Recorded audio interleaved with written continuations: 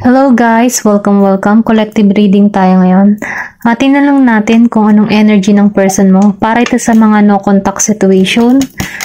Be open-minded, hindi halos lahat makaka-resonate. Piliin nyo na lamang. And thank you nga po pala sa mga nag-subscribe at sa mga bumabalik. Welcome po tayo. Start na tayo. Anong energy ng person mo? Give me the message. Ayan, ang bilis na ito. Meron ditong the devil reverse. Yan, the devil reverse. Yan, utal na ako, pasensya na. Meron dito page of cups upright. Anong energy ng person mo? Give me the message.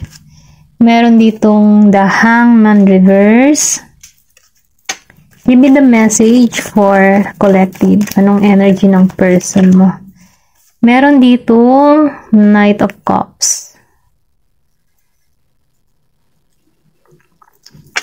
Give me the message for collective. Meron ka ditong Ten of Swords.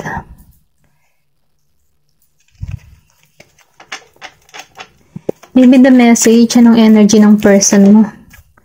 Meron ditong Queen of Pentacles. Give me the message. Ayan. Dami nito. Meron ditong Ace of Wands reverse and Seven of Pentacles reverse. Pasensya na sa tunog ng tricycle. Sa motor na yun, nakaingay. Okay.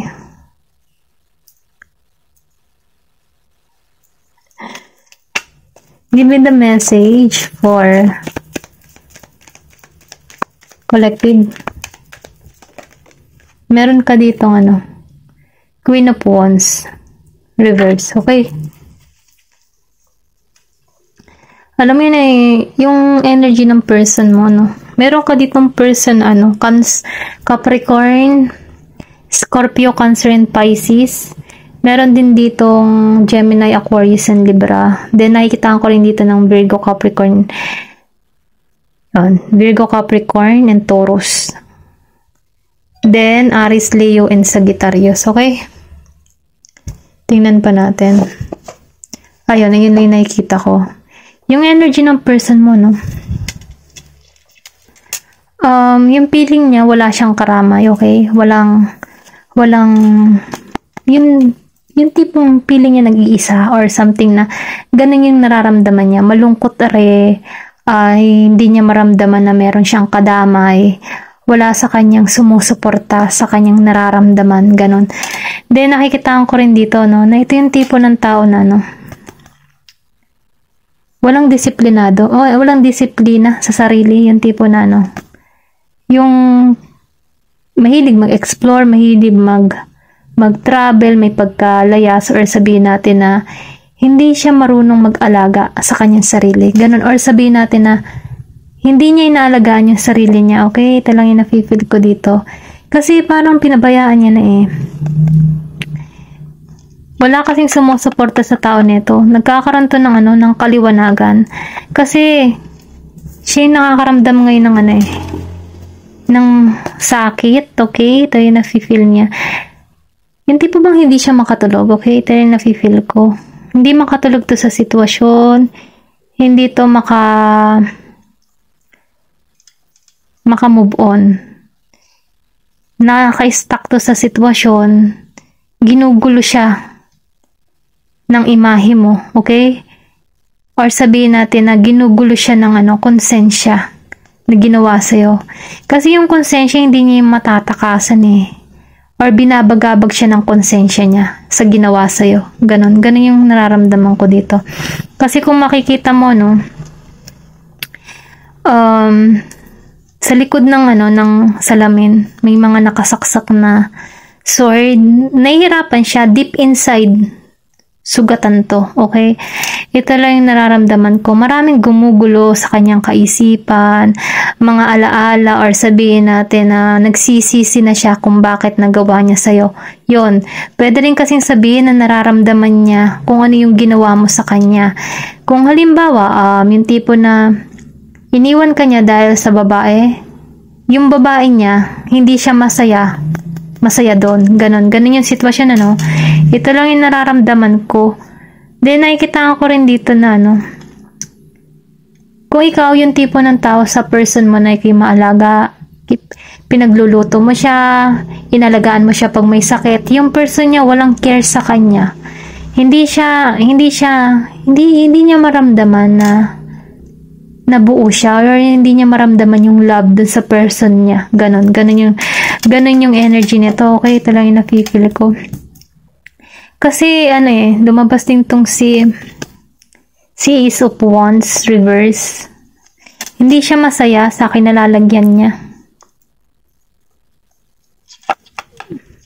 Hindi siya masaya, hindi siya abundance.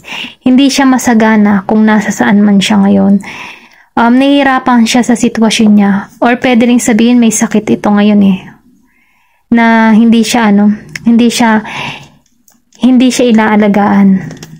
Kasi lumabas tong si Queen of Wands, walang tumutulong sa kanya. Walang sumusuporta sa kanya. Okay?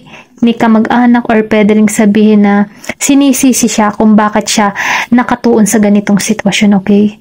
Yung may mga pagsisisi, or sinisisi siya ng mga kakilala niya kung bakit ka pa iniwan, yung maalaga ka naman, yung tipong ganon. Okay? Ito na yung nakita ko kasi ngayon, dun siya nagkakaroon ng kaliwanagan Doon to ngayon nagkakaroon ng kaliwanagan sa nangyayari sa kanya ngayon. Kasi nung naramdaman niya na wala siya, naubusan siya, or sabihin natin na before mapera siya, ngayon wala na siyang makuha, wala na siyang mapitas, ganyan. Kung ano man yung mga tinanim niya na nagbunga, ngayon hindi niya na mapitas kasi nawala okay? Nawala. Kaya walang sumusuporta sa kanya. Feeling down, feeling defeat, ganon yung pakaramdam ng person mo, no? Ito lang yung nakikita ko, ito yung energy niya ngayon. Kasi gusto kanyang offeran, okay? Gusto niya ikaw balikan, gusto niya, ito yung naiisip niya, gusto kanyang balikan, gusto niyang bumawi, no? Pero hindi niya na mabawi yun Kasi ikaw, sumasagana ka na Maybe ikaw nag-i-improve ka na, nakatuon ka sa iyong goal, nakatuon ka sa malaking pagbabago sa buhay mo, at pulos nakatuon ka sa sarili mo. Ganon yung energy mo, kasi nakawala ka sa toxic mong asawa, or sa toxic mong persona, no? Or toxic mong boyfriend, o ano pa man yan, no? Nakawala ka nakatuon ka sa sarili mo, nakatuon ka sa pag-unlad mo, nakatuon ka sa kasaganahan mo, pulos sa sarili mo. Okay, ito lang yung nafe-feel ko. Gusto niyang umoffer, pero hindi niya alam kung paano, kasi nakikita kanyang masagana, nahihiya to, nasasaktan siya sa nangyayari, kasi may panghihinayang tong tao na to kung bakit niya ginago ka, bakit kanya niloko, bakit kanya pa pinagpalit, wala namang mali sa'yo. Ganon. Ngayon niya nare-realize yung kanyang pagkakamali. Kung dati po siya boundary sa sarili niya dahil meron siya before, no? So ngayon, bumaliktad ang tadhana dito, okay? Wala man lang gustong tumulong sa tao nito. Hindi siya kilala, or sabihin natin, before kilala siya ng kamag-anak or ano niya, dahil meron siya. Ngayon, hindi siya kinikilala, okay? Yun yung nararamdaman ng person nito. So ngayon dito siya nagkakaroon ng kaliwanagan, kasi wala na siyang makapitan, wala na siya. Doon na napasok yung pagsisisi. Okay? Kaya nga sinasabi dito yung pagsisisi ay nasa huli. Okay? Gusto kanyang offeran, gusto kanyang bigyan ng panibagong simula, gusto kanyang bigyan ng cups, or yung pagmamahal niya ituon niya na sa'yo. Pero wala na sayang na kasi nakatuon ka na dito sa ibang direction, nakatuon ka na dito sa paglago mo. Nakayanan mong wala siya sa buhay mo. Okay? Ito lang yung napipil ko. Itong tao na ito, hindi na siya toxic. Kasi, ano na siya ginising na to nagkaroon na to ng kaliwanagan. Hindi na siya toxic yung energy ng tao na ito. Hindi na siya narcissist, hindi na siya, alam mo yun, nagkakaroon na to ng maturity.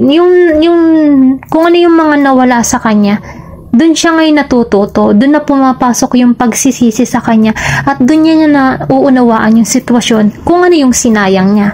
Kasi ikaw yung ikaw yung sinayang niya, kasi umaani ka dito ng tagumpay. Ito lang yung nakikita ko okay?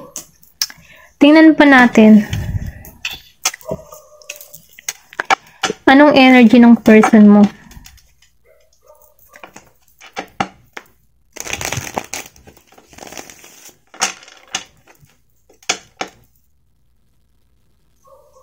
Ano yung gusto niyang mangyari? Give me the message. Ano yung gusto niyang mangyari?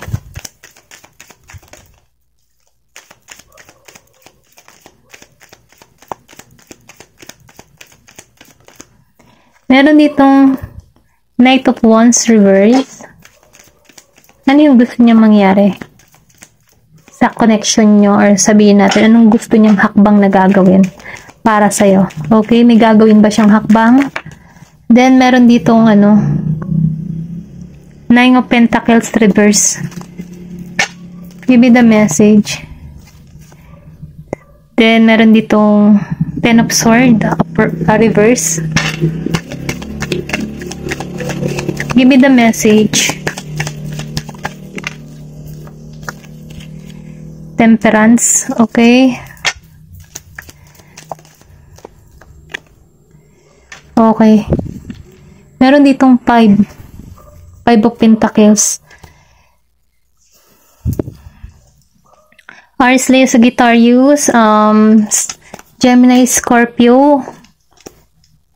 Meron ditong Gemini, Aquarius and Libra, Scorpio, Cancer and Pisces, then Virgo, Capricorn and Taurus, okay? Dahil lumabas siya ng mga naka-reverse, wala tong balance, okay?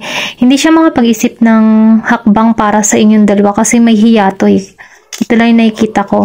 Alam niya sa sarili niya na kapag sa iyo, hindi siya ganito, wala siyang problema. Alam niya sa sarili niya kapag kapiling mo siya, or kung nasa poder mo siya, yan.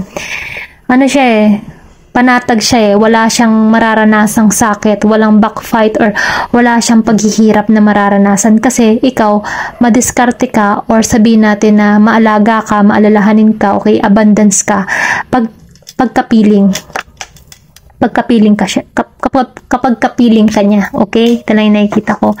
Pero ganun pa man, itong tao nito, humahanap na ng balanse, pero hindi siya balance ngayong sitwasyon. Kaya hindi niya rin maisip na bumalik sa'yo, kasi ito yung naka-reverse si Knight of Wands, then naka-reverse din itong si Ten of Pentacles, Wala tong lakas na tumungo sa'yo, kasi may hiyato, okay? Nahihiya tong taong ito lang yung nararamdaman ko. Mahiya siya sa katawan. Hindi siya balanse, okay? Wala tong mukhang maihaharap sa'yo kasi wala siya Wala siyang maipagmamalaki sa'yo sa madaling salita, Ito lang yung nakikita ko. Pero ganun pa man, ito yung nararamdaman niya. Hindi siya masasaktan ng ganito kung hindi kanya nilisan. Ayun. Yun lang yung nakikita ko dito. Kumbaga, nakarama siya dito. Ito na yung nafe-feel ko, nakarama tong tao na to. Kung ano man yung masakit na ginawa niya sa'yo, yun yung bumalik sa tao na ito. Ito lang yung nakikita ko.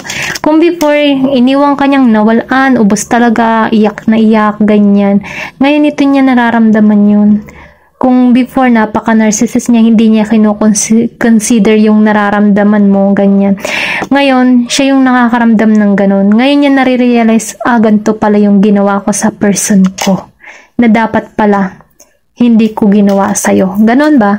Ngayon siya nagkakaroon ng kaliwanagan. Kasi na-experience niya na-experience mo.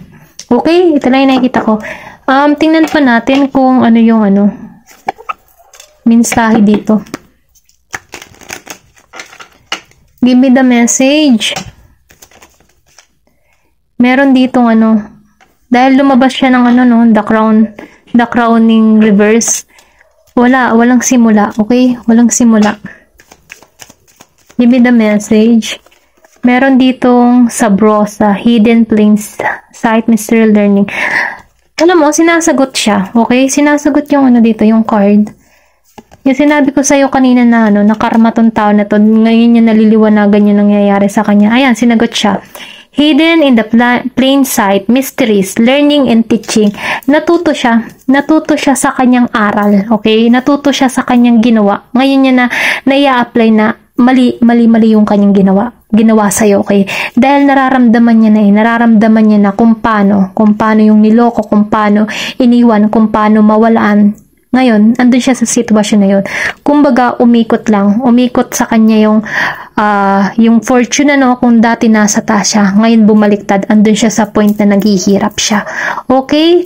Ayun lamang, kasi ang karma, totoo talaga yan. Yun lang yun. Kapag gumawa ka ng mabuti ang babalik sa'yo. Pag gumawa ka ng masama ang babalik sa'yo. Hindi mo mahahadlangan ang karma or good karma, bad karma para sa'yo. Ayon yan sa iyong gawa, okay? Ito lang nakikita ko, yun yung nangyari sa kanya. Nakarama yung person mo, okay? Ayun lamang, Thank you for watching and love and peace.